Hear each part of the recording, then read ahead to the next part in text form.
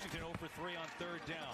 Pressure coming. Haskins gets away from it, has room to run, and will run for a first down. There's a flag from the secondary as well. He's at the bottom of your screen, and Darius Slay on him again. Haskins looking that way, gets it to him on the slant. McLaurin tries to break away and does. Inside the 25, and there you go. They get the ball to McLaurin. Haskins fires, and it's complete inside the 15-yard line to Inman. That's good for another first down. Live from the lab. Many can copy us, but none can duplicate us. DJ Jules.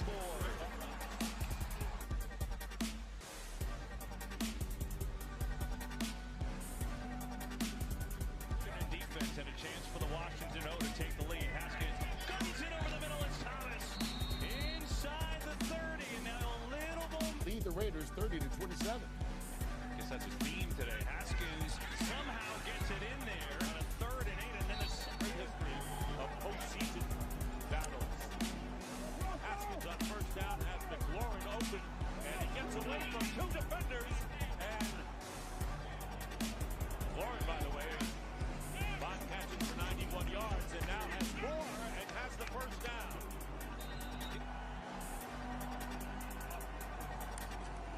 Quick pass, caught, first down and more. Terry McLaurin, touchdown. Haskins. Recording in progress. Haskins back to the ears, McLaurin, and McLaurin with a first down. Haskins to the end zone, leaping up. That's a touchdown for Dontrell Inman. 10. Haskins, short. McLaurin with running room up the sideline. McLaurin trying to put a little move on his fellow Ohio downfield here. Haskins, short toss to Gibson again. Antonio Gibson's team back here. Quick toss to McLaurin with blockers. McLaurin's got a first down inside the Cleveland 35. Live from the lab. Many can copy us, but none can duplicate us. DJ Jules. Haskins to the end zone, open. It's Inman with his 2nd touchdown catch of the day, and Washington. Haskins on 3rd down, and a diving catch is made. 14-yard pickup. Get there. Haskins to the middle. McLaurin has it, stays on his feet, and down the right. 3rd down and 6. As Haskins airs it out, looking for McLaurin. 1st and 10. Haskins looking deep for McLaurin. Has a step, and McLaurin with the catch.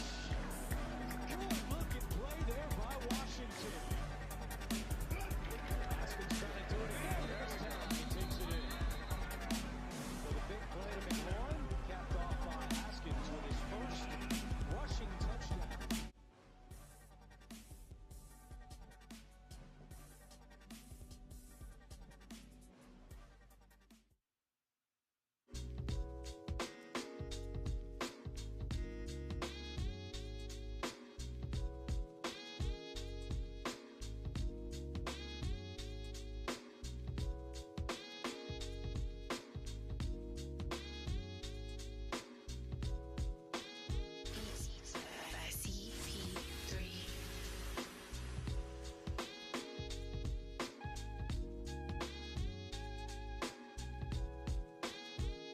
Welcome to Sports on the Hill podcast. Hashtag DC Sports Without the Politics with Carol and Robbie on True Radio Network.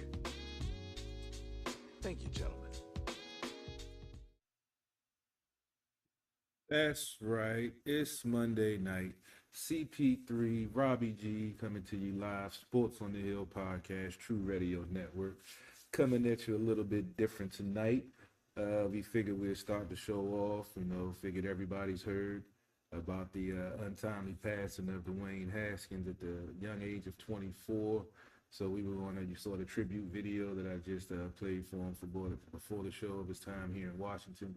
And we're just going to do a quick reflection on his time and this whole crazy circumstance that hasn't been fully explained yet, and we're all wondering what's going on. But we're definitely going to touch base on that, get to some Capitals, some Nationals. We actually have a live-looking game with the Nats right now. They're up 5-1 on Atlanta. In Atlanta, Robbie's been checking the game out, so we're going to break down that live action, and we're definitely going to talk basketball. And I believe the fellas are going to wrap up the NCAA championship and give their thoughts on the outcome.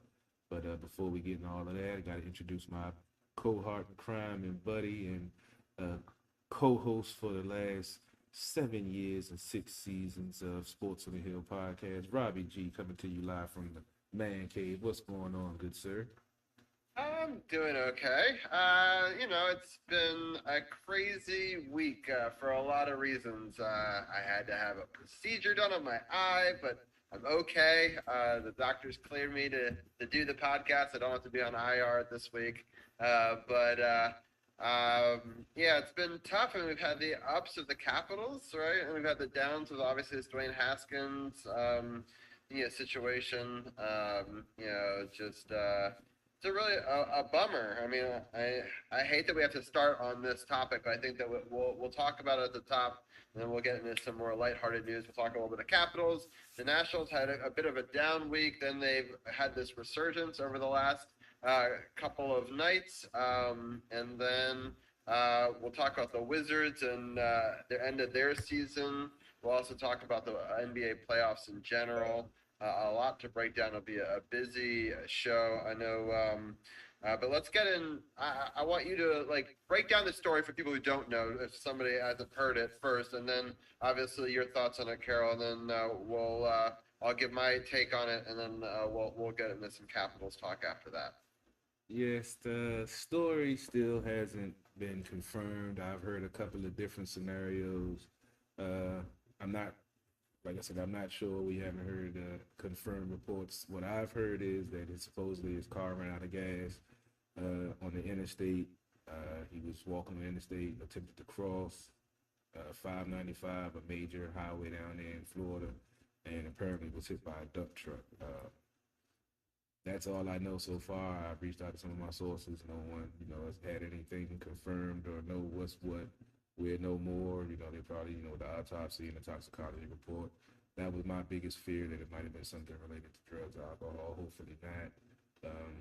Said that his car ran out of gas, because when I saw where the accident had happened, I watched the news report, and I couldn't understand why he would be on the interstate at all, because there was no car, on the side of the road or anything. So as of right now, I'm not going to speculate on anything. I'm just, telling from what I've heard, that, like I said, it hasn't been confirmed or denied. So I don't know what's what, but So they haven't recovered his car? His car wasn't there? I haven't really had a chance to check with anybody today, because I was at work and just got off. I haven't heard any story about any car ever being recovered in any of the reports, but obviously initially there was all this talk about maybe he ran out of gas, maybe his car broke down. But why would you ever leave your car? I mean, I'd hope that he'd have his cell phone with him. It's a very 7 o'clock in the morning. Yeah, just something. I'm just waiting for the official stuff to come out, because when I heard it, because it was, I think I heard it around 10, 11 o'clock. I was selling cars, and one of the salesmen came and asked me had I heard, and apparently it was 7 o'clock in the morning. He was down there doing some football training, and it's just. Yeah, I just don't understand how he's on the side of the road, and whether he had a car or anything. There's just so many questions. But obviously, I mean, the story is, that he's passed, and he was such a talent, right? I mean, this is a guy that I had followed, back in his Ohio State, days. He was a really, a gifted guy. He came out of this area, Duke is right, or not Duke, Bullis is right around the corner of from where my school is right now, and obviously he was drafted, highly sought after. We had high hopes for him. It didn't pan out, but he's getting another chance with Pittsburgh, and I was hoping he was going to make the most of it. And it's just obviously a tragic and sad situation all around. Yeah, it was definitely unfortunate. His time here was, short. Unfortunately, he was in a situation dealing with the coach that pretty much didn't want him in the first place, didn't really set him up for success. I felt I saw the potential there, but he had some maturing to do and, developing to do, being a one-year starter at Ohio State, putting up great numbers. I don't follow college, but I just went and, looked to see, as I heard, the one season you had, how great it was. It was 13-1, 590 completions, 700 attempts, 5,396 shots, 54 touchdowns, and 9 interceptions. I saw that. I was like, wow. So now I understand why, he was taken that high, only having 1 year as a starter, because that's a hell of a potential right there. You get him to the pros, let him develop and see what he can do. If he can do that in 1 year as a starter, taking the starter reps and, doing the prep work, even though college is in the NFL, that's my biggest argument. But, it's just sad that, 24 years old, same age that Sean Taylor passed at, which is crazy. And, everyone saw the potential. I always said that if he got to the right place and got a chance to mature as a quarterback, he could possibly take that step to be an NFL quarterback. And he was about to get that chance in Pittsburgh with Roethlisberger retiring. They picked up Trubisky, but he would have had a chance to, show what he had learned and developed and gotten hopefully better with his craft. But unfortunately, his life was cut short. He was a month, little less than a month, about to be turned 25 on the 3rd of May. And unfortunately, this young man is no longer with us. Prayers go out to his family. He said he and his sister were very close, and they said that she's taking it very, very hard along with his parents. And it's just sad to see, sad to hear of a story like this. Young folks pass away every day, but, when you athlete and you watch them mature, like I said, you watch them at Ohio State. I still follow them in the pros, even though he didn't really get much playing time. But yeah, it's just sad to see someone so young, talented, and with so much potential and so much more life to live to be taken so short and under these questionable and not understandable circumstances. Yeah, it's so, I couldn't believe it when I heard the news. It's just the whole thing. There's so much more to this story. Well, obviously, the second that we find it out, we'll share it on the podcast page, facebook.com/sportsothp, where we share all the breaking news.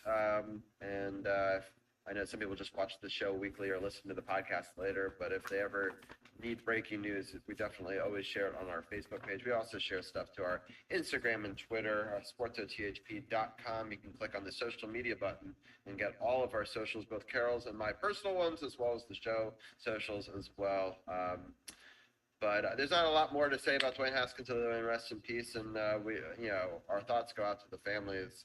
But any more news we get, we'll definitely let you guys all know about that. But for now, we're gonna switch gears a little bit and talk about some happier news, and we're gonna bring in our hockey correspondent, Anna Knox, fresh back from spring break. And how was your break, Anna? And how are you doing?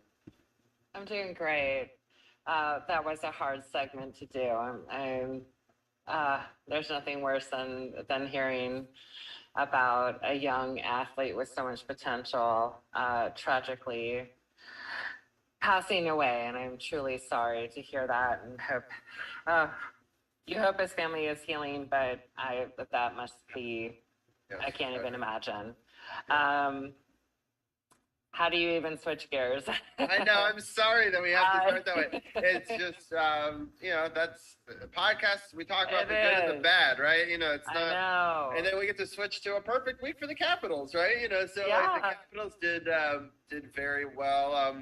I'll ask you real quickly. Did you have a good spring break before we get into Capitals talk? I did. Thank you. We had a staycation, which was fine because we wound up exploring places in this area that I didn't even know existed. So that's always fun. And slept, read a book, and just was able to enjoy the sun when it was out. And when it rained, just kind of stayed inside and read. Nice. We have such great opportunities in the Washington DMV area that I know what you're saying. I never take advantage enough of this area, except for like when people travel or I take a staycation, as you said. So I'm happy that you got that opportunity to enjoy this area. Let's switch gears. We've got a lot of great games. I mean, Carol and I were praying for a 3-0 week. I'll be honest.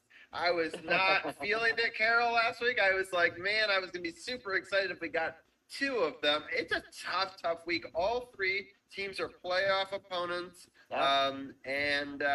There's not a lot of movement in the upper playoff bracket. We won all 3 of these games, but of course I'm waking up to articles saying that we have just as bad odds of facing Florida as we did at the start of last week. So, all the other playoff teams are doing well in addition. So it's a tough road out there, but I'm excited that we got the victories. Let's start by breaking down this Tampa Bay one. I'll let you break down the score, and then Carol and I can break it down with you. Yeah, I'm happy to not have to talk about the Wild game. That was last week, and I wasn't part of that. So what Wild game? What are you speaking exactly. of? I don't know what you are talking about. It was trash. It was to lead. Yes, do not go back and listen to last podcast. So yes, last Wednesday the Capitals welcomed Tampa Bay to DC, and I knew, and I think all the fans knew, that it was going to be a great game. With just the amount of goals in the first period alone. So I'm hoping both you guys saw this. My God. So at 5:10, Faravari scores a 6 with assist by Carlson and Sherry, followed by Carlson. And I think that's going to be like the key name for Ravi and I tonight. Scoring a power play goal at 7:38, assisted by Kuzi, which happened to be his 45th. And Backstrom's 21st.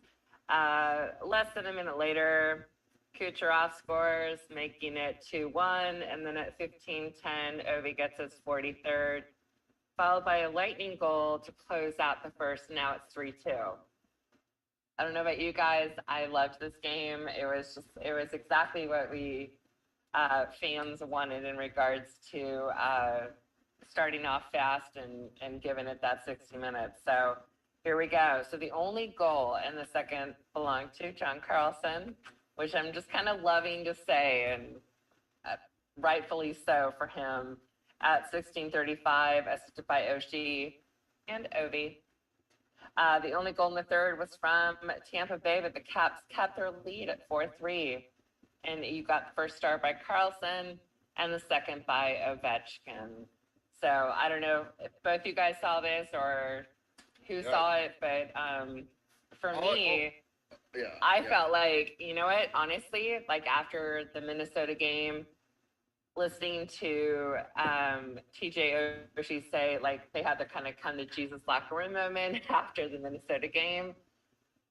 Holy shit, like I was ready for this. And they came out, but you know what, who came out like just as strong was Tampa Bay. So I felt like this was just a fantastic game from the get-go, and way to go Capitals for showing it, just putting it all out there. And I thought this was a great game to get the momentum going for the rest of the week. Yeah, I'll let Carol give his first thoughts on this game, and then I'll give you mine. I definitely agree with you, Hannah, that definitely gave them momentum going into the week. The first period, 5 goals in the first period, that was kind of, crazy start to the game. No telling, what was going to happen, but we saw the Capitals playing Capitals hockey, getting it on the forecheck, throwing their weight around. We saw way back in 18 when they shut out Tampa the last 2 games of the series, we saw how they did it by being physical, imposing their will, and wearing them down until the late stretch of the game, and then they were, making ill-advised passes or afraid to get hit. And we saw this in this game. It had a playoff feel to it. You mentioned John Carlson, 4-point night. I think they said that's the 4th time in his career he's done that.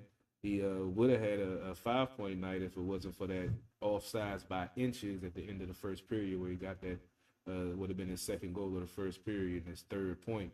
But he's definitely, locked in. No one's perfect. He makes mistakes like everyone else, but he was the definite key to that game, playing solid defensively and contributing offensively. And the fact that all the defensemen now, it's like they're all jumping into the play. They're playing smarter.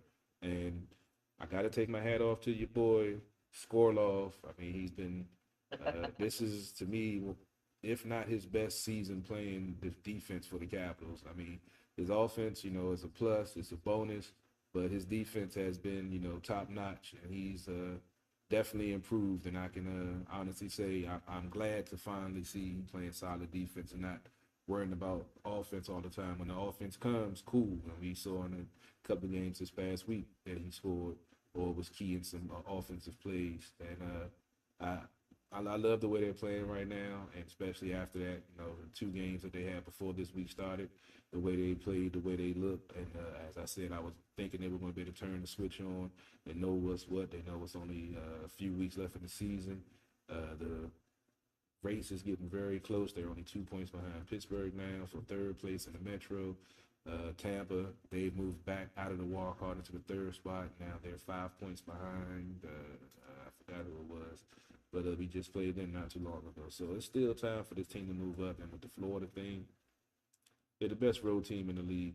So Florida is one of the best home teams in the league. So it's going to be interesting to see what happens. But this was definitely a very entertaining game. It was definitely had a playoff feel to it. And it was definitely a good tone setter for the rest of the week.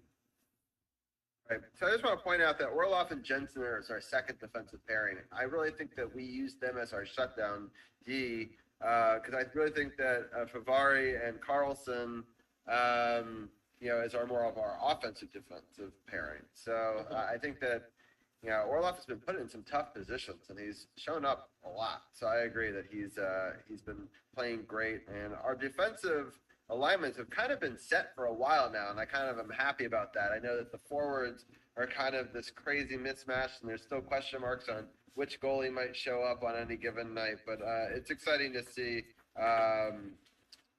just overall that at least our defense is set, at least for now. Hopefully, that we can stay healthy, and I think that they could actually show up for us in the playoffs. At least I'm hoping they will. And one thing I wanted to notice, because we're going to talk about John Carlson a lot, one of the big news stories that was kind of breaking that happened just before the show is John Carlson's actually the 2nd star of the NHL for the week. He has 3 goals, 5 assists that we'll talk about for 8 points. Now we'll break down the rest of his games, but John Carlson's been having an up and down season, and I know that Gil in the roundtable on the Power Play Point podcast. Up and down, I really can't say up and down. If he was playing very poorly and was, a liability sometimes, then I can say, yeah, but no one's going to play at top level all season. You're going to have some bad games. You're going to have some bad situations. To say this up and down, I think he's one of the more steady defensemen in the league. He's always in talks for the Norris, but he doesn't get it as with most of our players behind Ovi. They don't get the credit that they deserve, like Nicky, like Oshie, because of, the star power of Ovi, but to me, he's one of the top defensemen in the league, and I know you talk to the fans. I know. I agree. I agree with you, Carol, 100%. So I'm not going to try to, but I'm going to play devil's advocate because the 3 of us actually are big pro John Carlson fans here. But I think that the idea is he gets beat sometimes defensively, badly, and some pretty bad moments in some games, and blows us a couple of games that way, and so that gets magnified. And it goes to the story of why he's spending $8 million for that. But the other parts aren't talked about as much, including, people are like, oh, I don't really want an offensive guy. Some people are saying, well, maybe he should be a winger instead of a defensive. They need to get smacked with a hockey skate for saying something like that.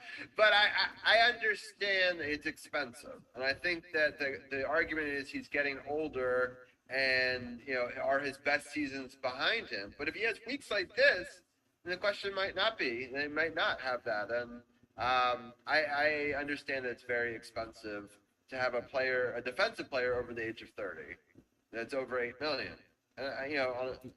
But there's not many players that can do what he does. Top 5, what was it, point producers all time with the Capitals, like in the top 7 when Nicky just moved up. I'm like, he's developed from coming from the juniors and staying here and developing good with the bad, won a cup, and is one of the premier defensemen in the league. And I don't understand how some of these fans think that the players are like robots and want to play perfect every game, like the other team doesn't have talent also. Like when he gets beat, it isn't on some, bad defensive play.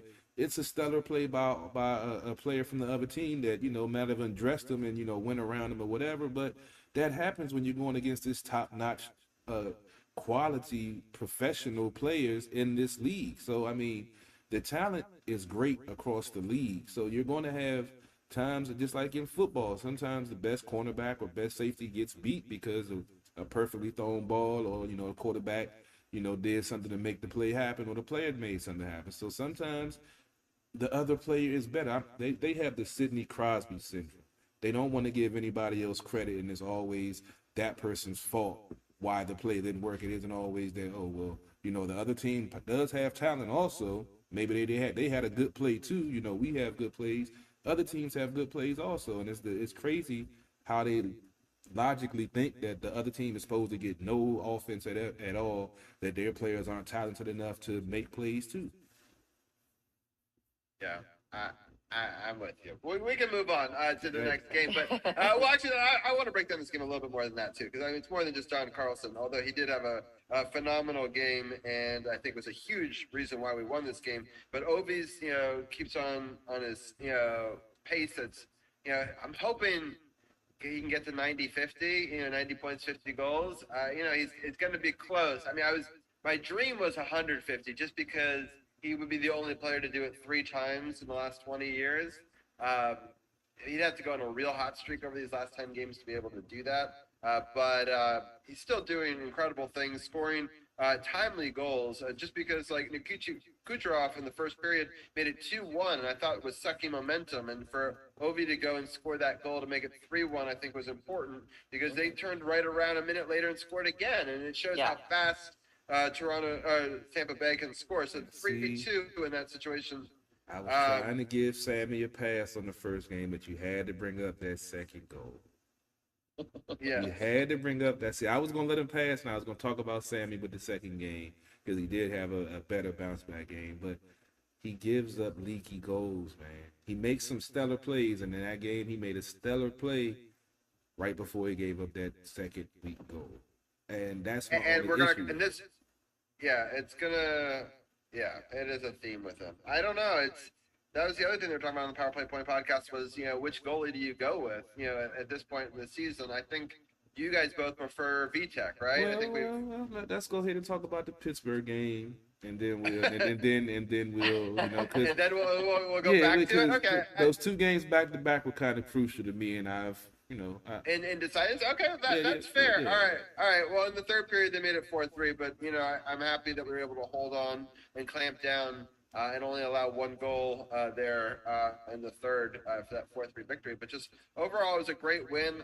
I just we kind of needed that, because I knew that at the end of the week was going to be really tough. But let's get into the.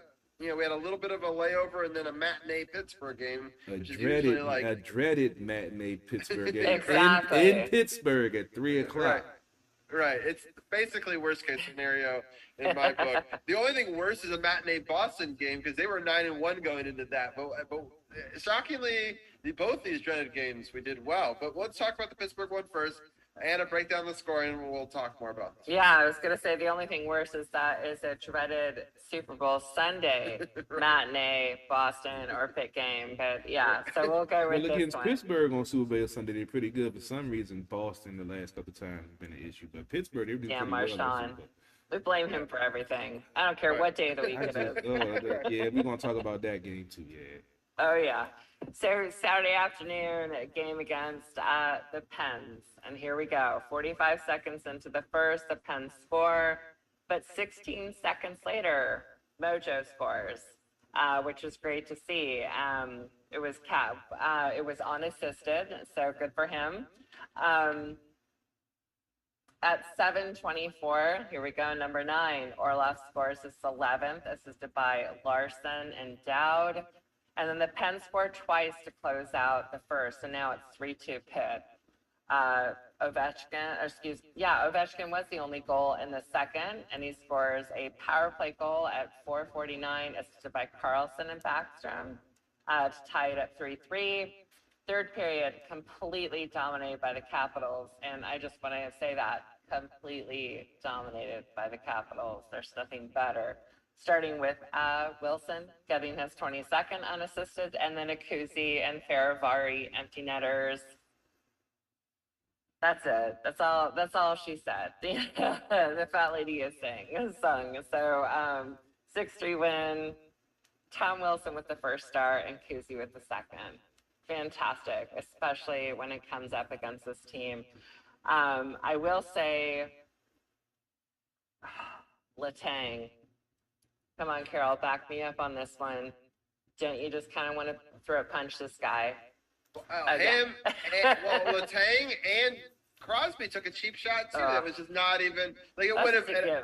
But it would. I think that one would have actually been called for once, but we scored on it anyway. Yeah, it was going to be a delayed penalty. They saw the punch, but he didn't get disciplined. Now, if that was Wilson throwing a punch, they'd have had him suspended for 3 games. Exactly. I mean, it was like I thought like terrible. I think because we scored a goal, he didn't get disciplined, which kind of sucks. Right. I feel like that's bull. He should have, even though it wasn't a penalty, even though it was called a penalty, and they didn't get the enforced penalty because they scored on a delayed penalty. He should have. But you know, any reason for Crosby not to get it, right? Like, I mean, the fact that we scored on it made it, made it a little bit better because he was whining and stuff. But yeah, it should have been, it should have been a fine or something because you can't be throwing punches just because you're getting outplayed and getting out hustled on the play. I'm curious what Malkin's going to get for his crazy stick theatrics in the game right after ours. No doubt. What happened with Malkin? I missed that. Oh, yeah. He was basically took his stick and used it as a weapon. And there's now a question of should it be 3 or 5 games? It's not an in-person hearing. 5. I know. I think 5. And he's a repeat offender with stick infractions. I don't know why they didn't call him for disciplinary so they could do more. That's my big thing is they kind of just shot themselves in the foot to put a 5 cap on that. Oh, you mean against Nashville? Yeah. Yeah, because that game did get chippy. I had it on for a little while, but I wasn't paying attention. What said he used his stick? What did he do? He tried to. Being a punk. Yeah, I think it was a dirty cross check if I remember. I tuned it off, so I only have heard just the uproar of social media. But I gotta check it out now later. Yeah, I'll have to go back and check that one out for sure. But I heard it was not good. So but I mean, Caps fans will always want the most. So I do have to check it out for myself. I'll be honest that I turned it off after the Caps game was over. But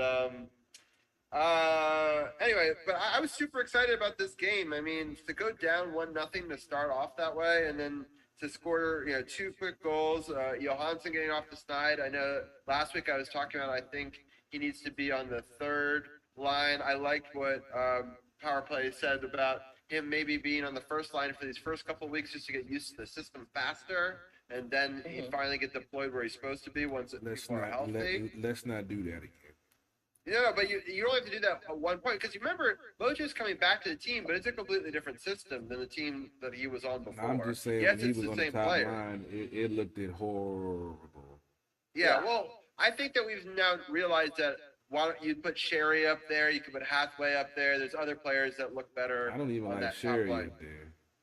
Although it worked for us this week. Twice. I mean, it worked this week, but it didn't work before when they had Sherry on the top line.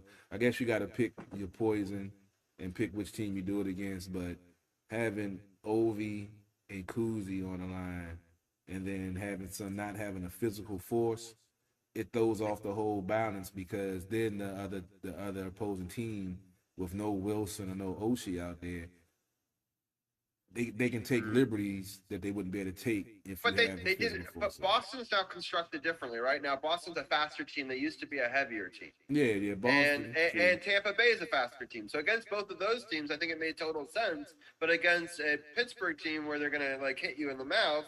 They went with Hathaway. The physical game is what worked against both Boston and Tampa. Even though they jumped out and took the lead, the physical play is what held on. Like in this game, they scored 3 in the first and got shut out the rest of the game because of that physical presence and what they were doing on the forecheck and, dumping it in deep and playing Capitals hockey. So they can have speed as long as the Capitals play solid defense in that first period and get their forecheck game going.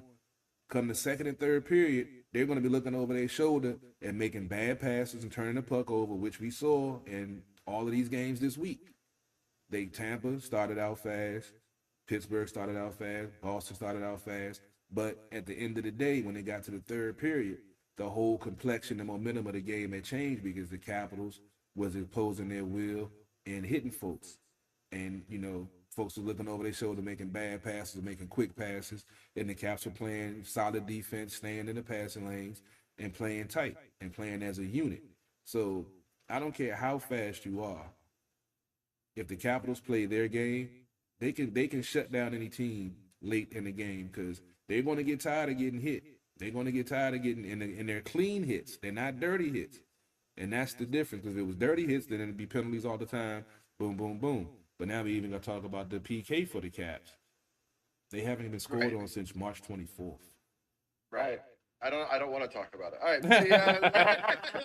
Let's, so the Sherry Hathaway situation, I love that you can flip-flop them, right? Yeah. So if you need to add speed to the bottom line and add grit to the top line, you have the Hathaway top line, the Sherry in the bottom line. But if you are against a team where you really need speed on your top line, and against the Tampa Bay, for example, I understand the move, right? I think that it's smart. I don't think you necessarily want Hathaway taking the body in that situation, but maybe in a long series you do. But I love the fact that you can flip it up, right? And it didn't seem to slow us down this week, making those adjustments. I love that Larson can play on either wing, right? Having a utility player like that can jump left and right wing is something that's overlooked. It's kind of something that you see in baseball with the utility player.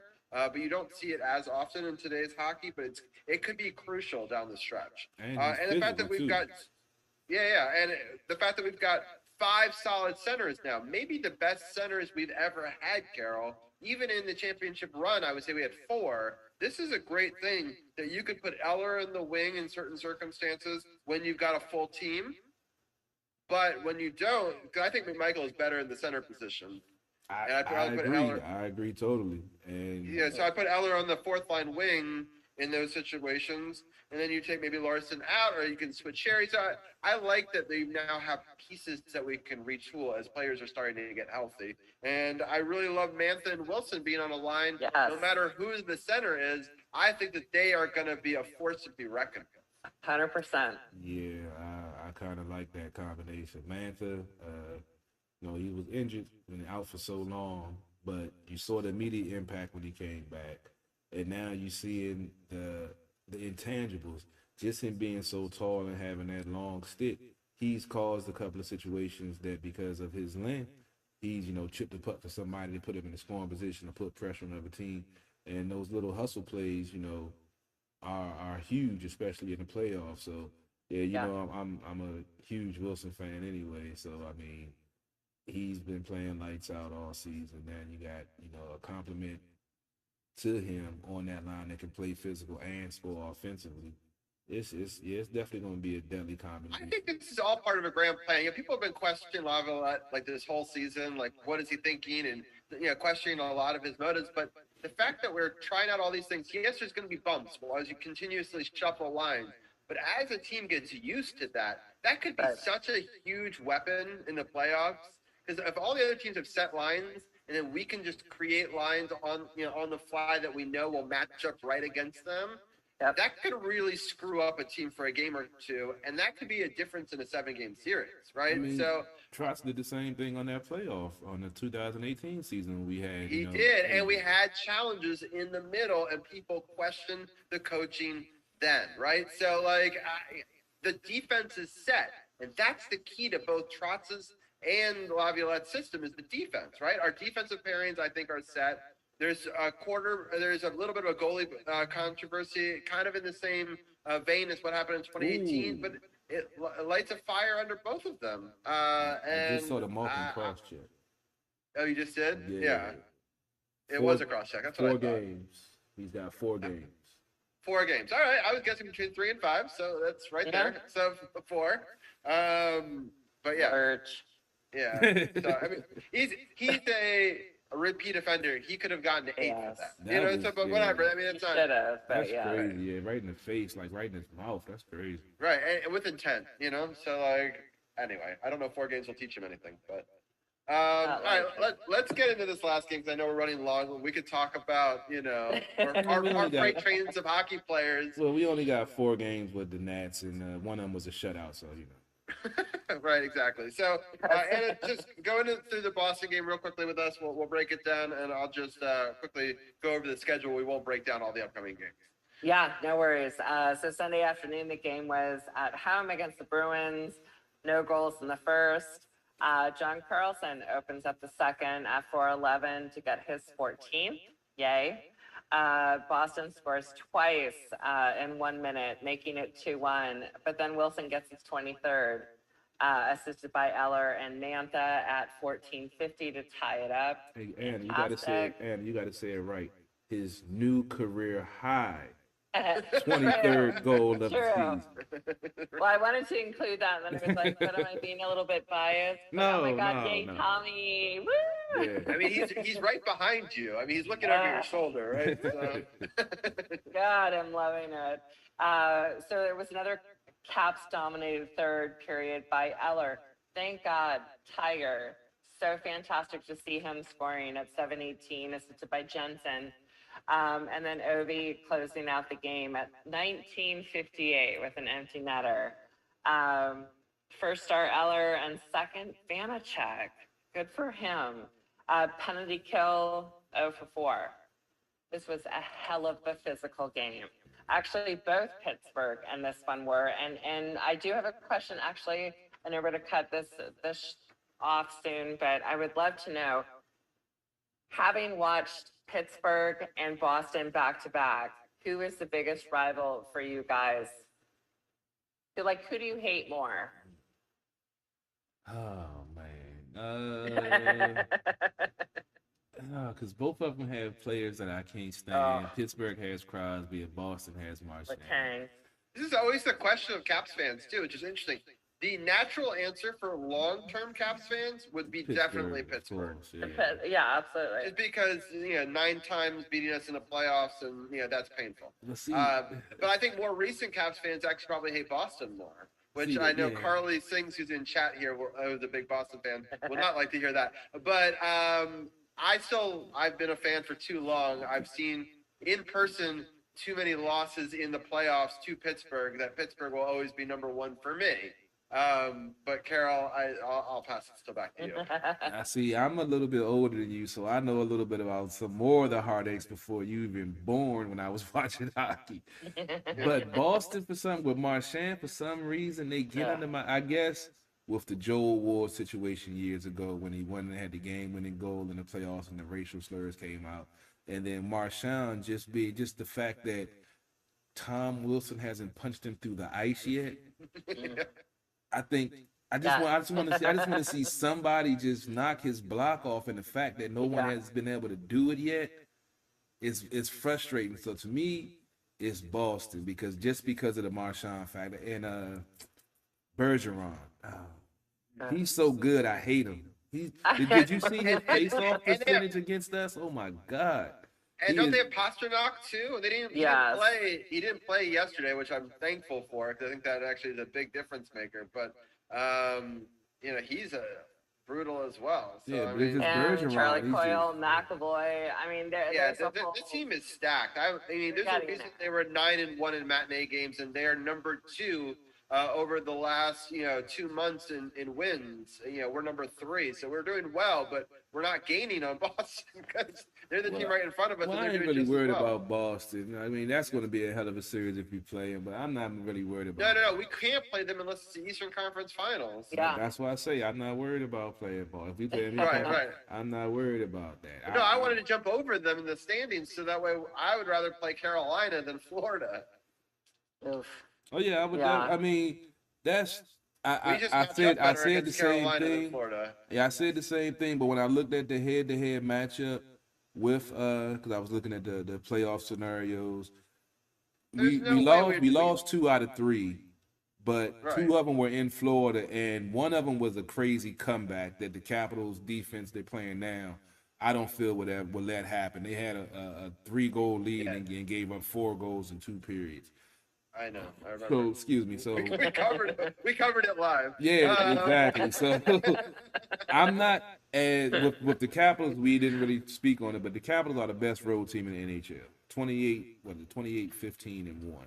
Yeah, it's crazy disparity of how much better they are on the road than at home. That's what frustrates me. Is like, I mean, but they're still above 500 at home. I mean, if they were under 500, then yeah, I would be concerned. But I thought they were, so I'm happy to hear that they're not. yeah, I think I think was it 17, like it's 18, 15, and something at home. It's close to 500. But I mean, usually, historically, our bread and butter was home. Right? Yeah. And then, Yeah. But that's why I don't mind being in that wild card spot, because we're going to be on the road. When they won the championship, they clinched every round on the road. I wouldn't mind being on the road against Carolina. I'd rather that versus Florida. If I'm going to be like picking a place, I get what you're saying. But the way they're playing right now, I wouldn't care if they went to Florida. If they play like this and lock things in the rest of the season, and one of the goalies we haven't really touched on that, we're going to go long in this hockey section. It's too close to the game. But I mean, baseball is going to be very, very abbreviated tonight. We're just going to do the scores and talk about the few good things that happened, and then we're going to get the We'll talk about Tim going to the game. Yeah, we'll bring up Tim, and he can talk about the game, and then we'll get through it. But this hockey, I mean, it's playoff time, almost playoff time. You know, we got to talk hockey. I know.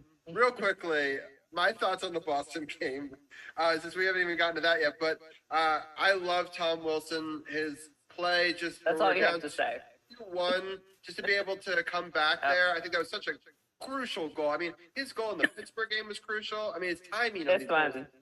But this one's even more important. Yeah.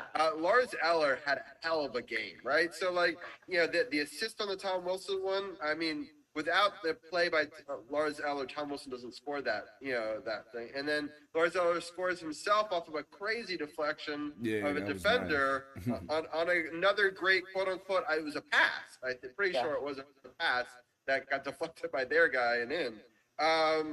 So it made it 3-2. And then Ovi, I'm so happy he put it in. I know a lot of people are like, oh, empty net, blah, blah, blah. Cry. People don't know this, but Wayne Gretzky has more empty net goals than Alexander Ovechkin does. So if people want to say, you got to take that out of the equation, then, they don't know their hockey history. But you take whatever goals you can get. Exactly. I really want him to hit 50, so I'll take whatever I can get. But those are some of my fast thoughts on this game. But I do want to just mention the upcoming schedule and get your guys' quick take on it before we switch to baseball. We're playing the Flyers Tuesday, April 12th, aka tomorrow at 7 p.m. That's a home game for the Capitals. That's such a trap game in my book, but hopefully we can continue. The Thursday, April 14th, we're at Toronto. Toronto's been playing amazing lately. And that's a 7 o'clock game. They have the number 1 star of the week. If people, I know we talked about the number 2 star. I think Matthews had 11 points last week in 4 games. So it's at Toronto, 7 o'clock. And then we're playing at Montreal. So it's a Canadian trip, 7 o'clock. And then at Colorado, it's a 9 o'clock start, Monday, April 18th. So the two of you guys, I'm away on vacation next week. So we're flip-flopping, Anna. And so you guys will be able to break down a live game against one of the best teams in hockey. Right now, the best team in hockey. They got 110 points and Florida has 108. Yeah. Like, how do you have 15, 4, and 6? Like, holy crap. Yeah, so Colorado. So that'll be a fun game to talk about live while breaking down these 3 games. But Carol, quick take on Philly, Toronto, Montreal. And then you guys can talk about the Colorado game live. Yeah, Philly, they're pretty much done. They're just playing out the rest of the season. That should be a good tune-up game for the next 2, with Toronto and Montreal being playoff teams. Toronto clinched. Austin Matthews looked like he won't win the Rocket Richard. He might be able to get 60 this year the way he's been playing. Montreal, they've been playing some solid hockey. Going there, it's always, tough on the road. These Canadian teams play faster on home ice than they do on opponent ice. So it's like I said, it comes down to the Capitals, playing Capitals hockey, imposing their will, forecheck, defense for 200 feet of the ice, 60 minutes of Capitals hockey. And no matter how the game starts out, at the end of it, the Capitals will be on top. So I feel like they can win all three of these games. I know they, can't go undefeated every week, but I feel like they can win all three of these games. And then with Colorado, thin air, highly skilled team. Colorado, like I said, is one of the tops. And look like the Nationals just scored, make it 6-1. Yeah, Bell made a nice play at home to avoid that tag. They've been making some nice plays, Yeah, 6-1 Nationals top of the seventh. We are going to get the Nats talk for our Nats fans. Eventually, we'll get there sometime. Yeah. Real quickly, I'll get Anna's take, but my take is that we'll beat Colorado and Montreal, but we'll lose to Toronto and lose to Colorado. But Anna, what are your thoughts? Yeah, I'm thinking we're going to go 2-2. I think we can take the Flyers and Montreal, but Toronto and Colorado, I don't know. I mean, God, their numbers are out of control, especially Nathan McKinnon. I mean, come on now. So I'd be happy with 2-2. To be totally honest, I'd be happy if we were, if that's what it was. Yeah. I'll take it. I want to say 4-0, but I'll take 3-1. But I think they still. I think they can go 4-0 the way they. We're spoiling Carroll with this past week. But anyway, I feel the momentum turning the Capitals' way. I like that. Real quickly, I know before we break out of here, we teased that we would talk goalies, so I can't leave us without at least mentioning it. Carroll, your take, Sammy versus Double V. You said you would give your take after the Boston one. What is it? All right. Sammy, as you know, I've been very critical of him. He these two games that he played back to back, that he played this week, not back to back. The Tampa Bay game, I felt like he gave up some leaky goals, made a hell of a save to prevent a goal. Then the game against Pittsburgh, like I said, he gave up 3 in the first. Pittsburgh was putting on the push at the end of the first. It sucked to give up those 3 goals in like a 3-minute span. But he shut them out for the rest of the game, and the Capitals' defense played well in front of him, and he made some good plays in front of a very talented team. Double V yesterday, after coming off of 4 subpar starts, looked like the Double V that I had confidence in. So I was leaning toward more Double V going into the playoffs, but the fact that they gave Sammy the back-to-backs with this 4-game stretch coming up, if they give them 2-2 and we get to see both of them equally, then I can give, I feel like a better synopsis. But right now, with the 4 games that Double V had before this one game and the combination of games that Sammy's had, even though he's given up some questionable goals, he's made some great plays. I'm not going to say I'm 50-50. I say I'm 60-40 Double V, but I wouldn't be mad if Sammy would get the go-ahead. Right. So you don't blame Coach for not making a call yet on this with 10 games left. Not with the way Sammy played the last 2 games. Now, if he would have been erratic and we'd have lost one of those games because of a leaky goal, then I would still be fully on the Double V train. But with those 2 games that he played this week against quality opponents in a pressure situation, knowing we needed to win, he did what he had to do to get the win, and that's what it comes down to in the playoffs. You might give up, 3 goals in the first period, but you got to wipe it clean and shut them out for the rest and let your team find a way to fight back and win. And that's what he did. And I got to give him a little bit more leash before I go straight to Double V right now with that performance against Tampa Bay and against Pittsburgh. I gotta step back now and see what else is he going to do, if he's going to improve and lock it down like he did in those 2 games, or if he's going to be giving up leaky goals and inconsistent and can't really trust him to make that timely save, then I'll go with Double V. But right now I'm 60-40 Double V, and most of the season has been like 75-25. So yeah, so he's creeping up. So yeah. I'll give my take real fast, and then I'll get Anna's before we let her go. But I've always been a Double V fan. He's always been my favorite of the 2. But I definitely think Sammy has a higher ceiling, which is what's frustrating.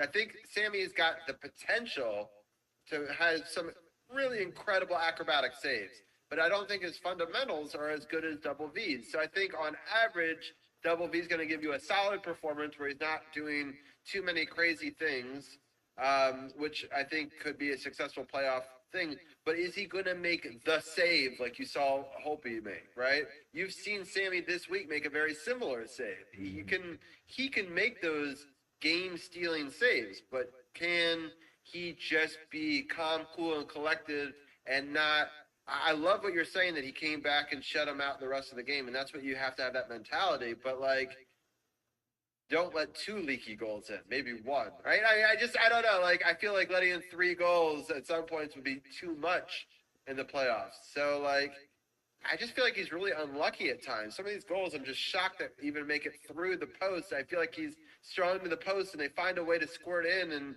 or bounce through his pads and in. And I feel for the guy, right? I mean, the prime example was that goal, I think it was against Boston, where he squared up against the post, and it looked like he had it. And I don't know how it fell in, but I think he might have caught it in between, like, his elbow, and it just creeped in behind. I was like, yeah, that's just bad luck right there. Yeah, exactly. But it's funny because there's so much debates across Caps fandom. You got to pick one. I'm a huge Double V. I'm a Double V hater. I'm a Sammy fan. I'm a Sammy hater. How can you hate it's Double all V? over the place. What is I don't Double know. V? I see it though. I'm not lying, Anna. You're in Caps groups too. You've seen people not like Double V. Yeah. So, yeah. The whole thing makes no sense to me. I think the competition is good. I think you use the next 10 games to analyze it. My gut feeling is I would start with Double V, and then if he doesn't, and then after 2 games you go to Sammy. You don't pull him after just 1 game unless it's like really atrocious, like a 5-1 game or something. How are they so rabid? We just won the championship 4 years ago. How are they so rabid still? I don't know. But Anna, your quick thoughts on the goalies before we let you go, as we have now kept you 20 extra minutes. It's fine. The beauty sleep, it's all good.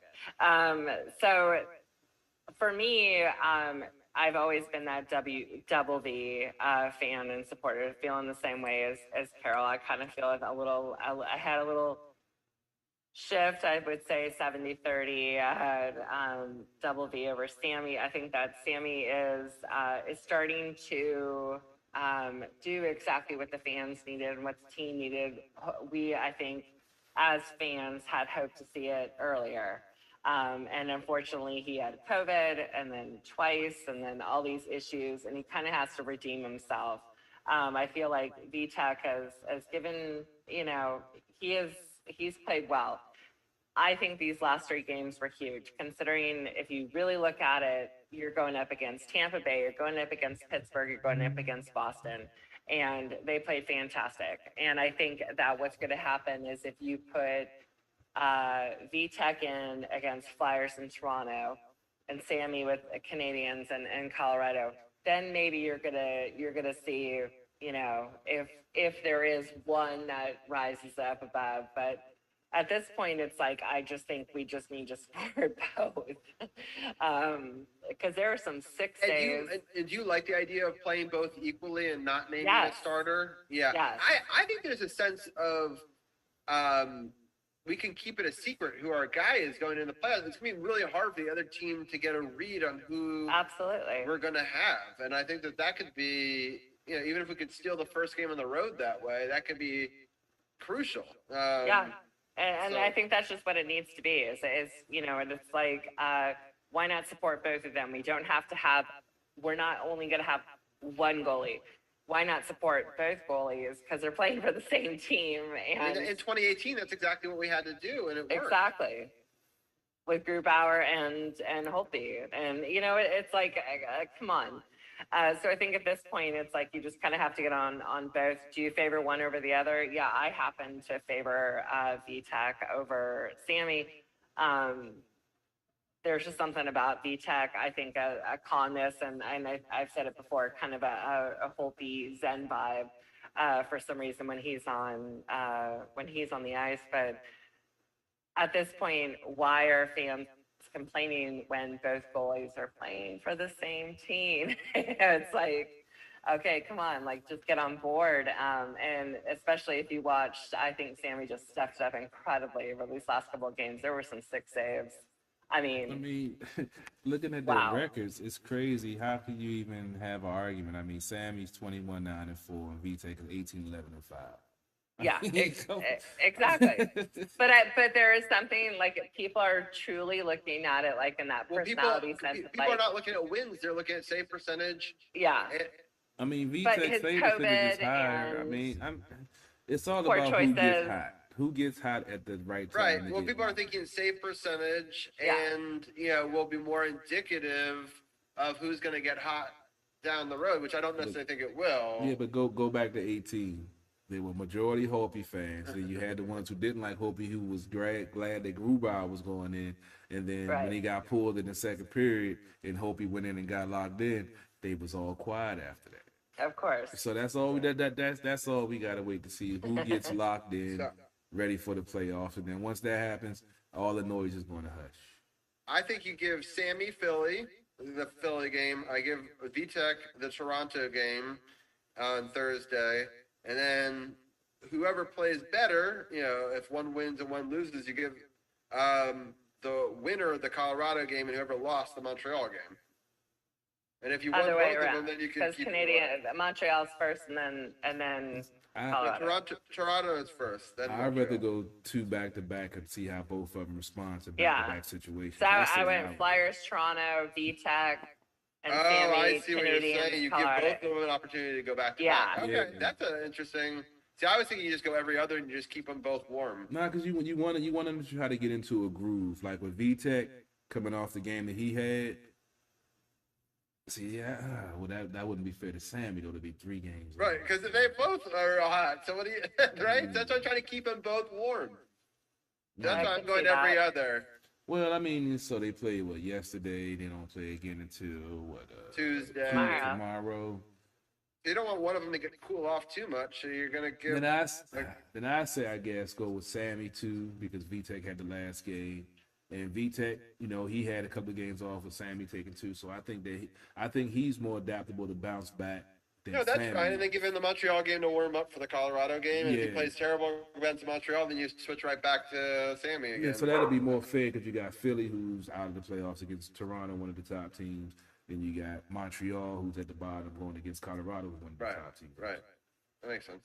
All right, we'll see what they do. It will be a mystery, and you guys will have to solve it next week without me. So I will be watching live from Texas. I just probably won't be on this show, but I am excited. I'll definitely have you guys on and the game because that's what's great about ESPN Plus. Is I can watch it anywhere, so I'll take it. So, all right. Well, Anna, Power Play Point podcast, phenomenal this week. I know you got to be on the beginning. Grant was great. And was it Cheryl? Cheryl Ann. Yeah.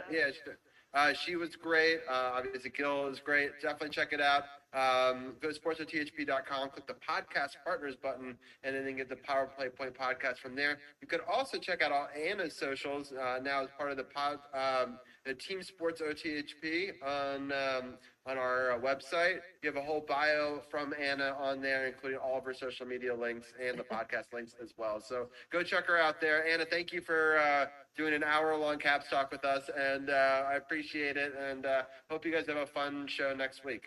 Absolutely. Thank you so much. And when are you leaving for Texas?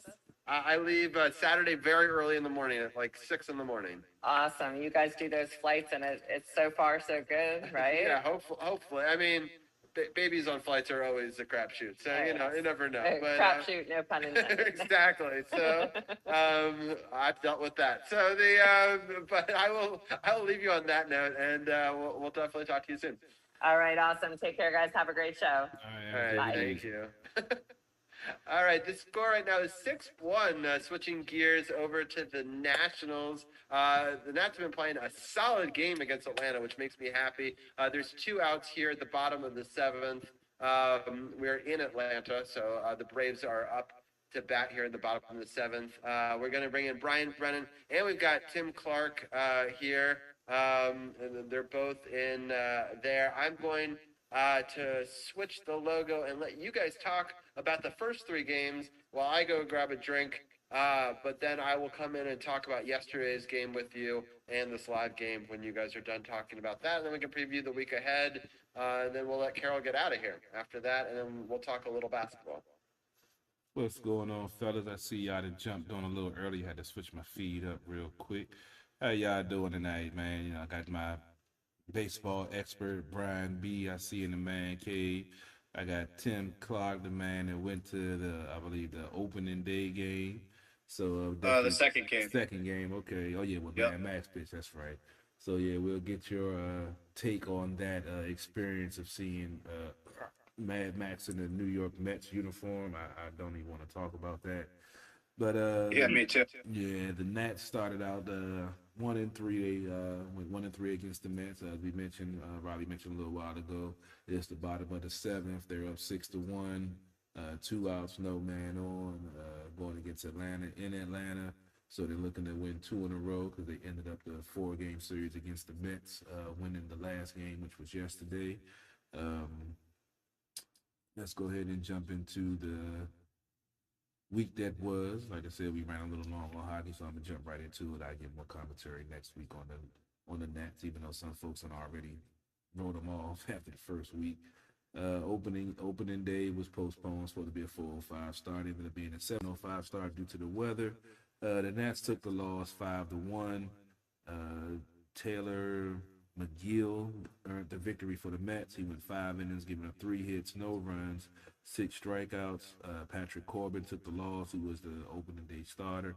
He went 4 innings, giving up 5 hits, 2 earned runs with 4 strikeouts and 2 walks. The lone bright spot of the game was Juan Soto getting his first home run of the season. He went 1 for 3. It was a solo shot. Game 2, which was Friday, which was the game that Tim attended, was a 7-3 loss. Max Scherzer earned the victory for the Mets. It's got to take a moment for Steve to say that. It's painful. Yes, it is. Yes, I'd have rather he went anywhere else. He could have even went to the damn Phillies, and I wouldn't have felt as bad as him going to the damn Mets. But he went 6 innings, giving up 3 hits, 3 earned runs with 6 strikeouts and a walk. Josiah Gray took the loss for the Nats. He went 4 innings, giving up 8 hits, 4 earned runs with 5 strikeouts and 2 walks. Josh Bell hit a 2-run home run off of Mad Max to tie the game at one point at 3-3. But unfortunately, the Nats weren't able to prevail, lost the game 7-3. And there was a benches clearing situation because of I don't even really consider it a bad pitch. Lindor leaned in for a bunt. Cishek was throwing a high fastball that was riding in at the same time as he was leaning in. So it wasn't intentional, but it happened. And apparently, as Brian told me, there were 3 hit batsmen in the game before, so the Mets were feeling a certain way. But if you took my ace pitcher in free agency, I would have hit you 3 times myself too. So I'm not really that mad exactly. about it. Yeah, so it's going to be interesting how the series goes this season goes with the Mets and the Nats. They were already, some situations and, bad blood with us getting Daniel Murphy and Daniel Murphy killing them over a couple of years that he was here. Now they've got Mad Max along with the Grom, so they're trying to have the pitching staff like the Nats used to have when we went on that great run.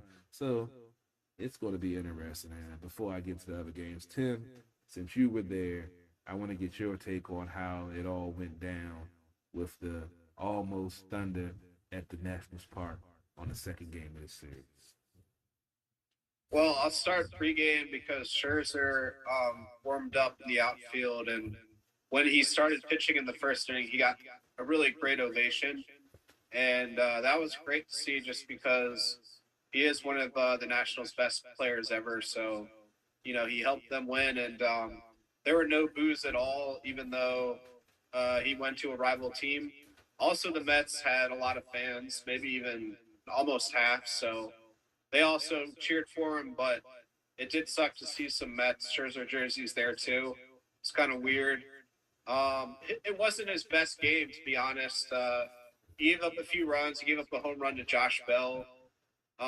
It's not his special outing that we saw so many times in DC, but definitely good enough to win. And Josiah Gray was mediocre.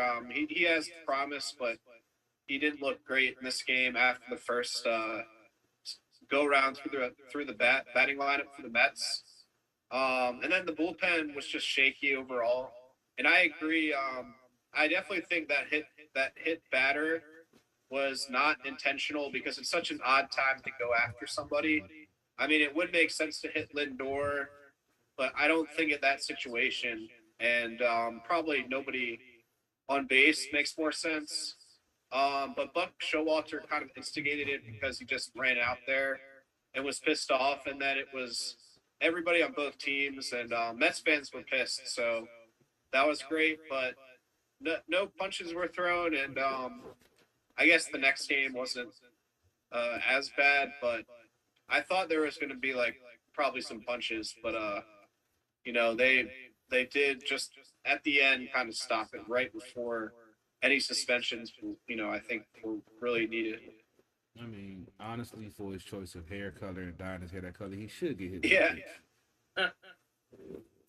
What are your take on this situation, Brian? We were talking about it as it was happening. You were filling me in because it was on ESPN Plus, and I couldn't see it. Thank God I didn't want to see Max in a Mets jersey, even though you did send me a picture of it. I still, I deleted it as soon as you sent it.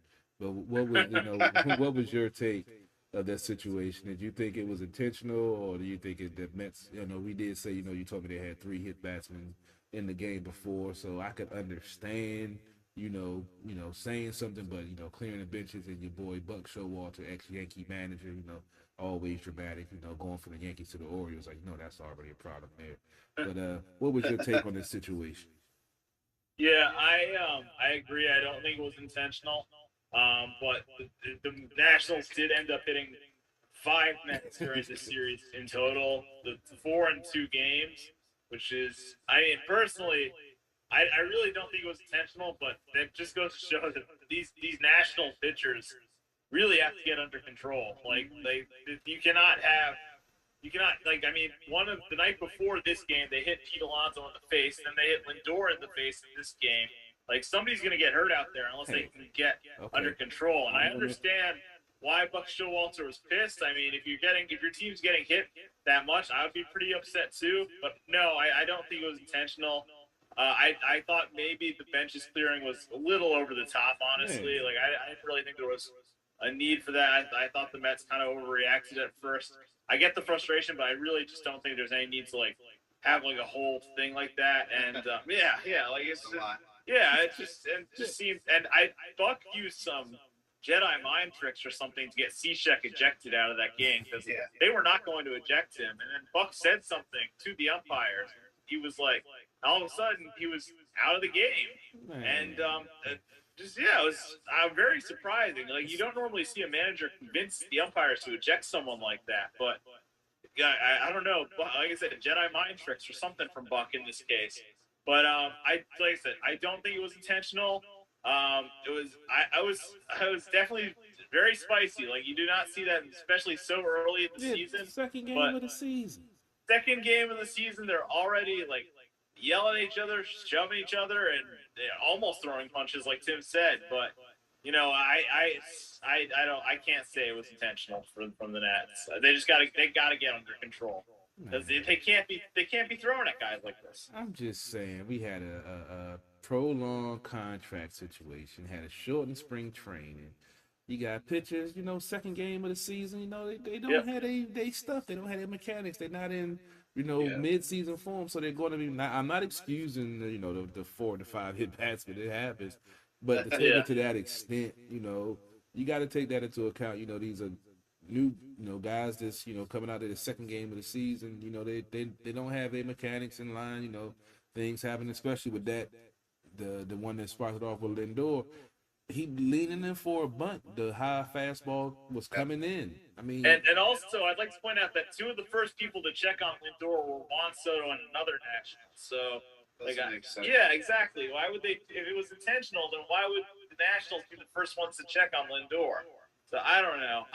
But I would also like to comment on Scherzer coming back. It's great that he got that ovation from the Nationals fans. Obviously, he deserves it for all the great years in DC and winning the World Series in 2019. But I wish more people got a chance to see this game. Unfortunately, it was only on Apple TV Plus, which is kind of ridiculous. But And the broadcast sucked, but that's a whole other story.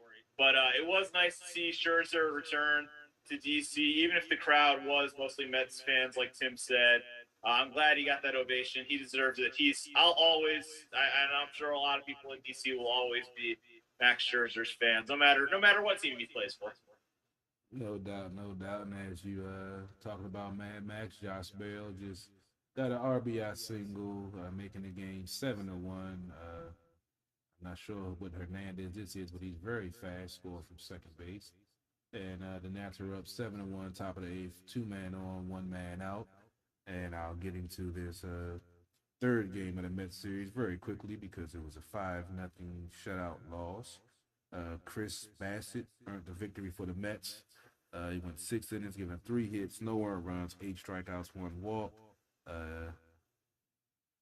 It's spelled Joan like Joan, but he's Spanish, so I guess it's Joan. Adon took the loss for the Nats. He went 4 1/3, giving up 4 hits, 4 earned runs, 3 strikeouts, 4 walks. And actually, he came in this game to relieve the starter, so I guess he's kind of like Pablo Espino, who can come out the bullpen or start. There was a grand slam by Pete Alonso of the Mets, which blew the game over, made it 4-0, and they finished the game 5-0. And the last game of the series was the Nats were able to salvage and not get swept at home to open the series. They won the game 4-2. Cal Finnegan earned the victory. He went an inning, giving up no hits, no runs, with 1 strikeout and no walks. Trevor Williams took the loss for the Mets. He went an inning, giving up 2 hits, 2 runs, neither one of those earned, with no strikeouts and no walks. And Tanner Rainey earned his first save of the season, going 1 inning, giving up 1 hit, no runs, no strikeouts, and no walks. Nelson Cruz hit his 450th career home run, and he also had 2 RBI single in the bottom of the 8th, which propelled the Nats to get the victory. They were down 2-0 late in the game, and got the solo home run by him, and then got the 2-run RBI single to take the lead and prolong the lead for the Nats to earn their first victory of the season and end the series 1-3 against the Mets, and having a good bounce back game against Atlanta right now. They now bases loaded, 1 out, top of the 7th. Ruiz, the catcher, just got a nice single to fill the bases. On this first series against the Mets, we talked about, for some reason they're already angry after 2 games. They were able to win 1 out of 4, ended up facing Mad Max, didn't have to face the Grom. Pretty much from what I saw, the Nats are still trying to find their way with some of the young pieces they have. They have a good, middle of the lineup. Nelson Cruz on the DH is definitely going to be a key factor. I can't believe I just said that for the Nationals.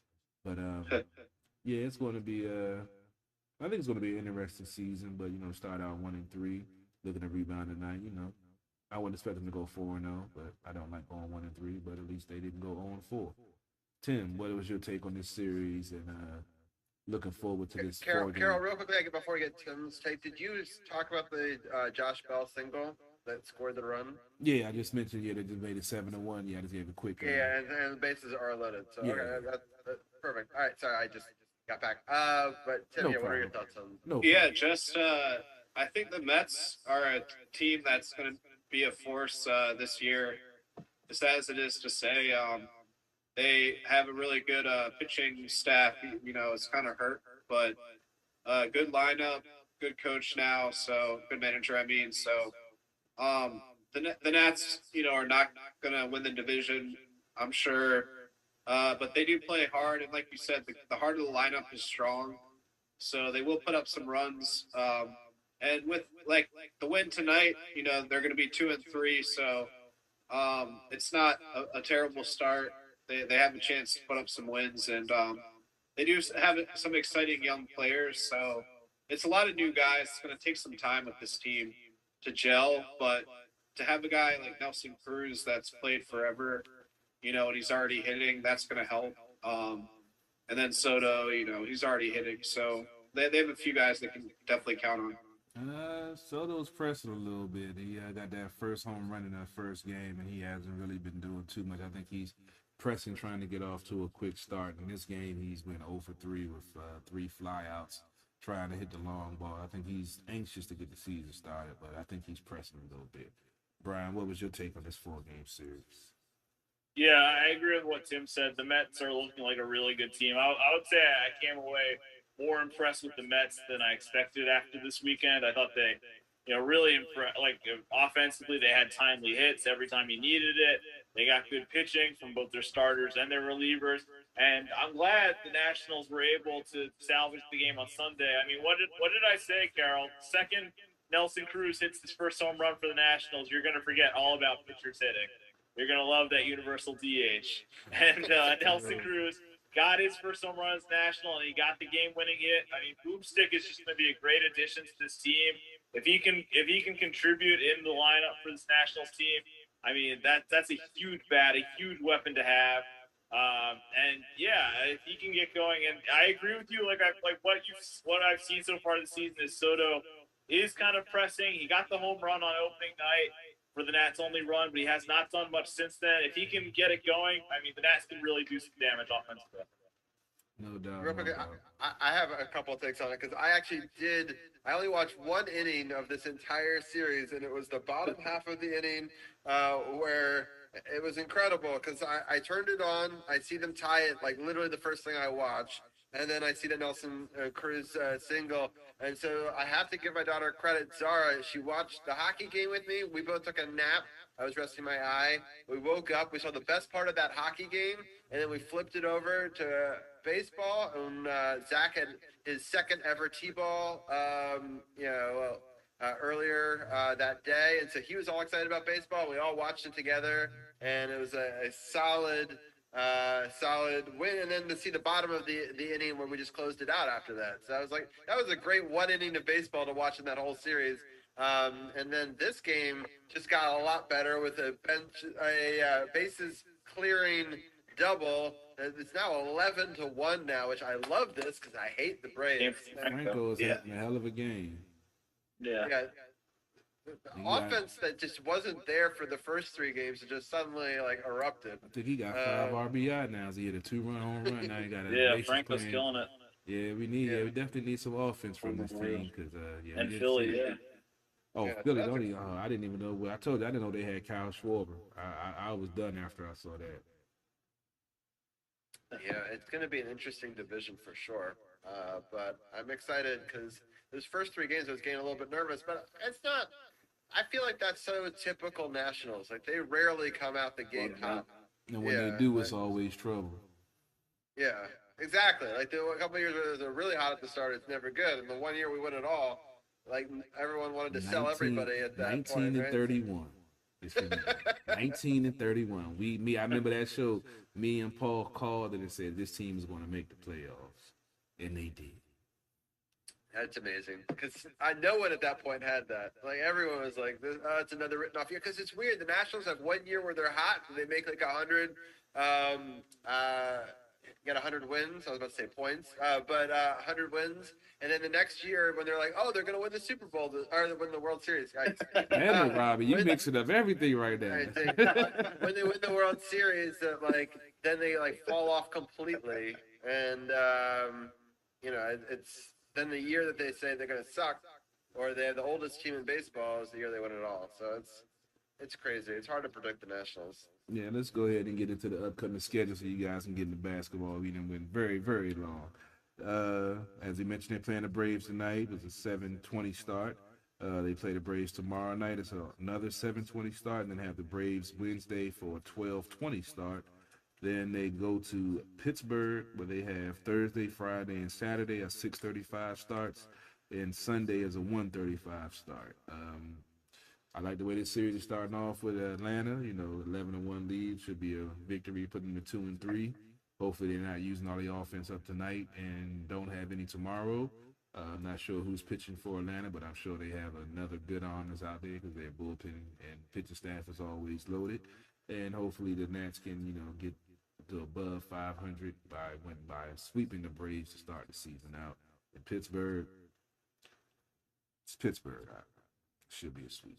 Brian, what is your take on the upcoming schedule? And I'll get your quick take on the Yankees start to the season. I know we can't have a segment with you without you talking about your Yankees and Stanton hitting home runs out of the park in the Manhattan somewhere. Yeah, so this this series against the Braves, obviously Atlanta comes into this season. They're the defending World Series champions. They did lose one of their big time franchise players in Freddie Freeman this offseason. Yes. But they replaced him with Matt Olson. He's no longer in the NL East. Thank you. Yeah, man. But he's on the Dodgers now, though. So I mean, as long as he out the East, man. As long as he used to kill us, man. I'm just tired. Yeah, that's how I used to feel about Evan Longoria for the Yankees. But yeah, I mean, now the Braves, these early season series, it's always tough to tell. I mean, we're seeing the Nationals crush the Atlanta tonight. If they can get another one of these games, that's a pretty good start to the season to get two against the defending World Series champions.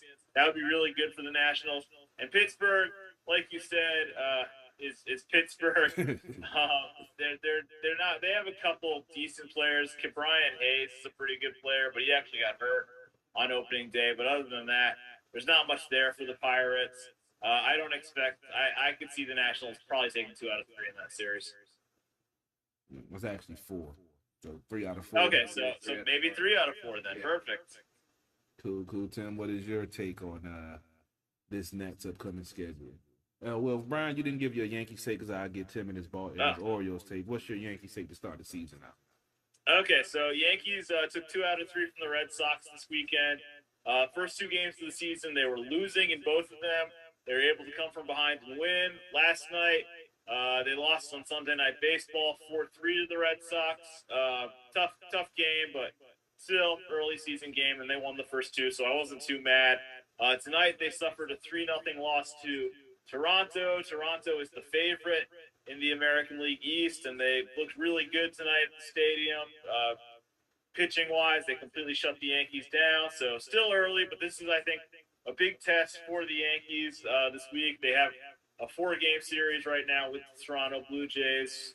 So that's going to be a huge test for the Yankees. Hopefully they can come through in that. And then they play Tim's Orioles this weekend at Camden Yards. So hopefully we can get some wins out of that. No doubt. Tim, what is your take on the Nats' upcoming schedule, and what is your take on the Orioles start this season?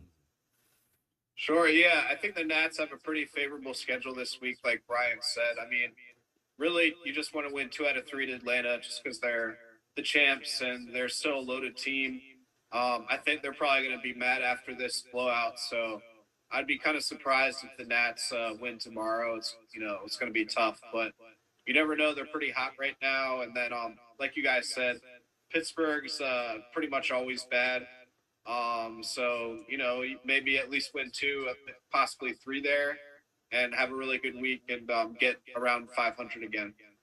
No doubt. So how did the Orioles fare this season? I think he was avoiding that question. Oh, right? okay. I wasn't. Yeah, they did win today, so they're on the board, which is nice.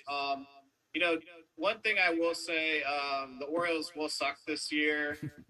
They do have some good prospects, so I think they'll show a few glimpses here and there. But a lot of guys that just aren't ready, or just like retreads that are filling spots until some other players get in that are in the farm system. So it's going to be a long season. And as Brian said, the AL East is really good.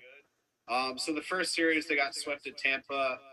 The first game was close. The Orioles could have won. They stranded a lot of guys on base. But the second game, they lost by 2 runs. And then the last game, they got blown out like 8-0. So Tampa's going to win a lot of games this year too. Likely make the playoffs. So not really like a terrible sweep, but they did beat the Brewers today 2-0. So I think the Brewers are supposed to be decent. That's a good win. And we'll see. The Orioles, have sucked for a long time, but I guess at some point they'll have to turn it around, but maybe not. All right, Tim, I got to ask you a question. We don't talk Sure. Baltimore a lot. And you know about the venom for Daniel Snyder and the Washington Football Organization. Yeah, sure. I was an Orioles fan back in the day, and when I left being the fan base, I said that this team will not win as long as Peter Angelos is the owner. Do you feel that way? Or you just feel like the organization just can't get out of his own way? Or do you think that Peter Angelos is the real issue with this team? I think it's mostly the ownership, and the problem is too, his son is better, but his son is going to take over and already kind of does. So even when Peter dies, I don't know if it's going to help a ton because now he's really old and pretty much retired. The team now, the problem is they're really cheap. They have like one of the lowest payrolls, and they've never really paid for good scouts or for good pitching coaches in the minors. So they've never really developed a lot of good starting pitchers. And if they did, they just traded them too early. So that's hurt because they've either had to pay for them or just had terrible pitching in general.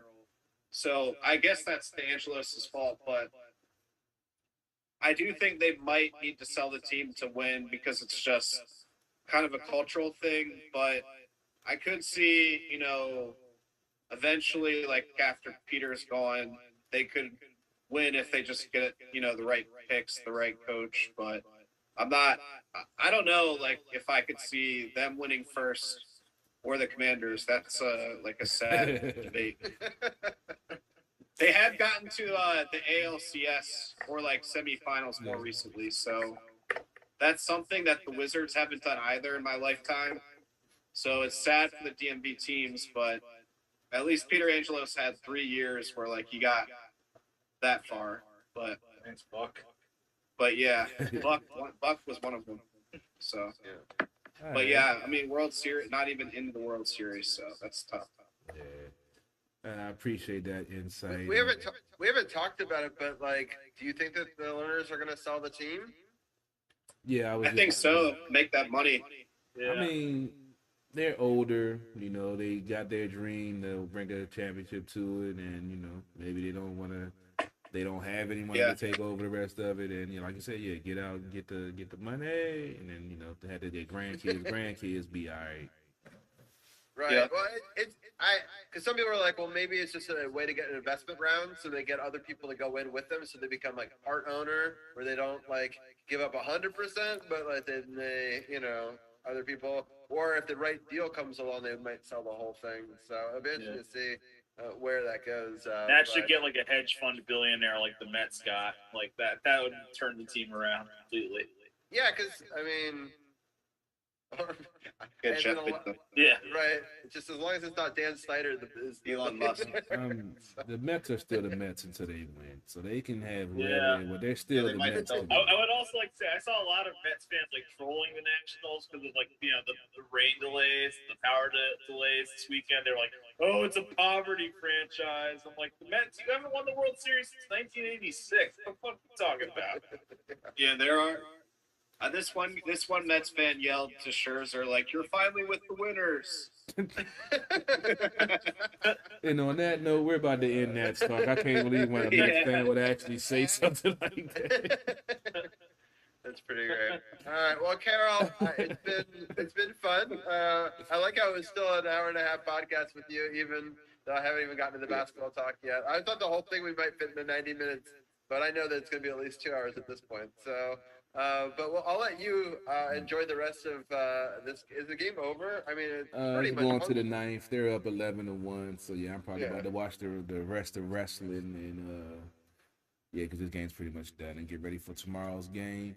Appreciate you guys joining. Appreciate you guys checking us out. Season 7 underway. Be on the lookout. We got a lot of stuff in the works. Things developing. So appreciate y'all as always. Go check out the website, sportsothp.com, for all the great podcast partners, for the apparel line, for the hats, T-shirts, banners, pillows, phone covers, whatever you want. We got you covered. Help support the movement. If you're in the market for a new or used vehicle, come hit me up down Waldorf Honda, 2450 Crane Highway. New credit, bad credit, no credit. Give me a chance to earn your business. I bet you we can make it happen. I'll let you guys get ready to get to it. I'm about to get out of here. Make sure you check out At the Bar Radio next Sunday. As always, 6 o'clock, play the hottest independent music videos, independent artists, breaking down sports, politics, current events, entertainment news. Check us out, streaming live, Facebook, YouTube, Twitter, Instagram. Just go at the Bar Radio, you'll see us. I'm going to play some independent music on my feed as I get out of here, let these guys break down basketball and finish up the show. Appreciate y'all as always. And yeah, always know DC sports with the politics. It's not just a catchphrase. It's not just a motto. It's what we do. Y'all, all right, fellas, y'all have a good rest of the show, and I'll catch you next week. All right, thank you, Carol. I appreciate it. All right, we'll let Carol go and take a listen to music on his feed. We're going to bring in Champ real fast as well. Yeah. I think Champ is there. Crank it up, Pedro. All right.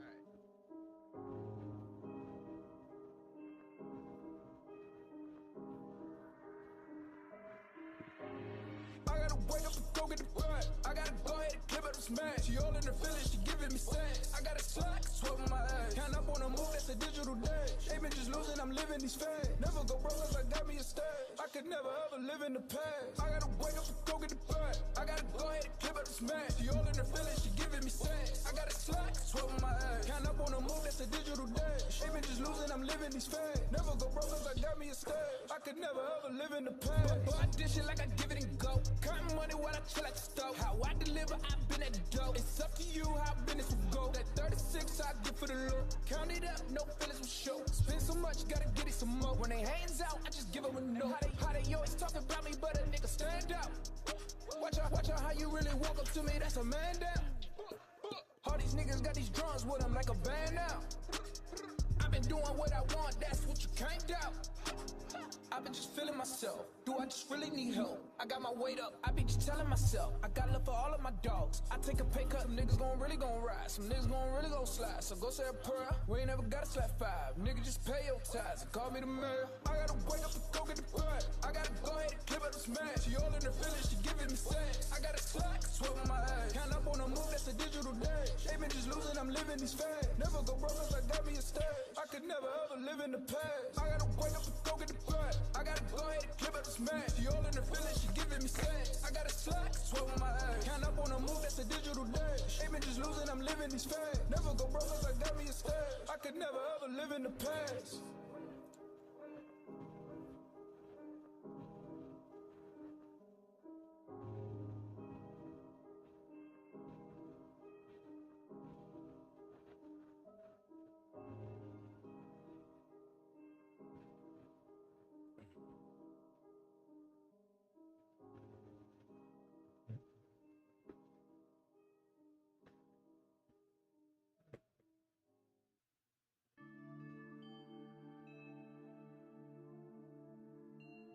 Yo, M20, where you at? Run that up, Rico.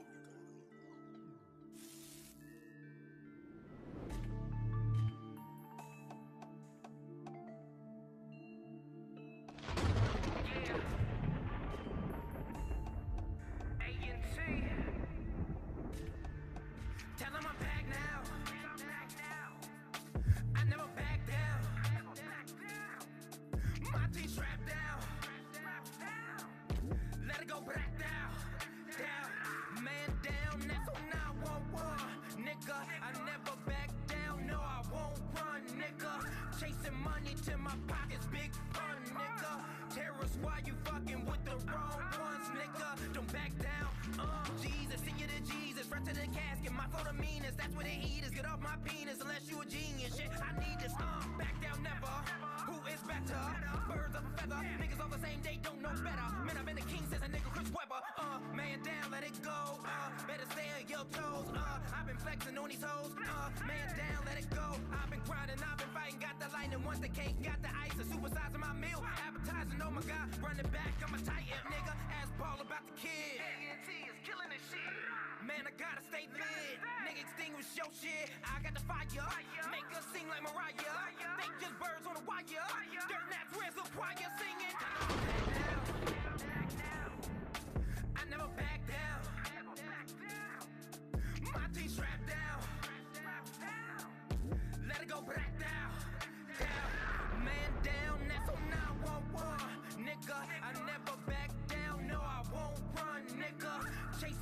Reach in my pockets, big pun, nigga. Terrorists, why you fucking with the wrong ones, nigga? Don't back down,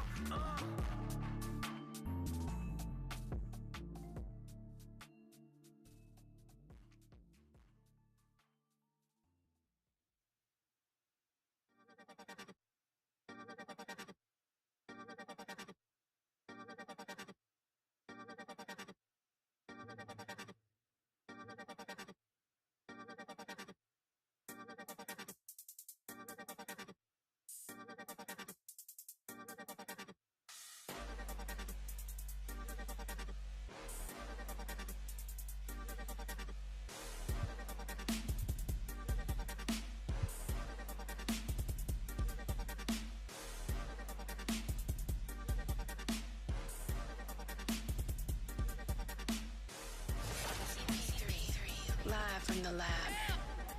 Many can copy us, but none can duplicate us. DJ Jules.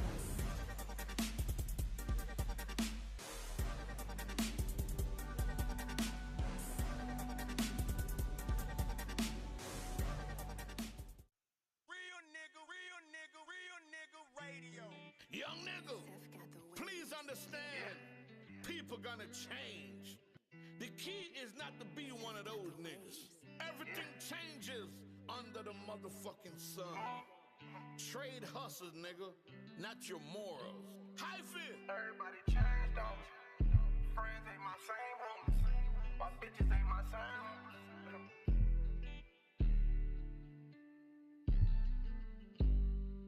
Everybody changed on me. They ain't the same homies. My ex bitch did the same. She ain't the same homie. Left her in the past. She won't leave me alone. She see money on my mind. She can't leave me alone. I'ma keep going till I pass y'all. See the ops all in traffic, then I lay it off. There they go. If they see me, they gon' flay it off. I do the dash all in traffic, foreign yeah, with the head off. See, I ain't never been scared of y'all. I been getting money since I was Natar. Been jumped off the porch, y'all. Dead smack in the middle of the street, y'all. Ready for war. Cock and aim and said he want more. Boys, you sure? Cause all my niggas ready for war. Carry the torch. Ever since I left off the porch. Jump in the porch and ride out like I hopped on a horse. First place like never last. Yeah, them niggas real ass. Yeah, them niggas trash. I ain't never hate on another man. Yeah, I see my plate. Trying to save my grace. Time to eat again. They ain't the same homies. My ex bitch did the same. She ain't the